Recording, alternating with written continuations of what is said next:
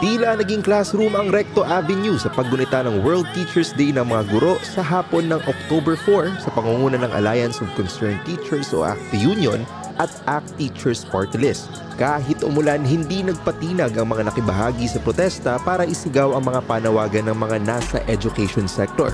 Ang talagang panawagan ng mga teachers ngayong araw na ito, dagdag na sahod, doblehin yung budget, bawasan yung workload ng mga teacher at syempre kilalanin yung karapatan ng ating mga guro sa pag-uunyon at pagiging bahagi ng mga organisasyon.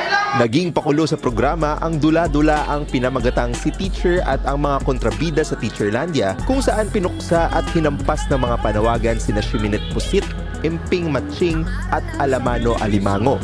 Malikhaing representasyon daw ito sa mga problemang kinakaharap ng education sector sa totoong buhay.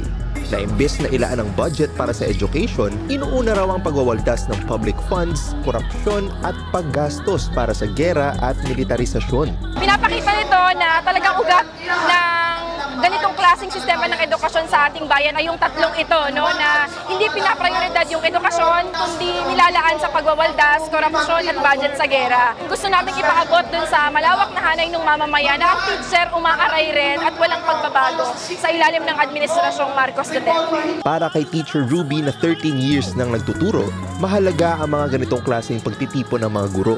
Bukod sa pagluluklok ng mga representante sa pamahalaan, mainam daw na ipakitang mayroong pagkakaisa ang mga nasa education sector para isulong ang kanilang mga panawagan. Pagpupugay po ng pandaigdigang araw ng mga guro sa ating mga magigiting na mga guro ng bayan. Walang pinakamilitante at makatwirang gawin ngayong araw na ito kundi ipakita na tayong mga teacher kailangan magkaisa, na tayong mga teacher ay dapat itambol yung mga panawagan sa desente at nakapupuhay na sahod, budget sa edukasyon at itindig yung ating karapatan para mag-unyon at yung karapatan ay paglaban. Mula sa Altermedia Network, pagbati sa ating mga dakilang guro ng bayan. Ito si Neil Eco, nag-uulat para sa Alam.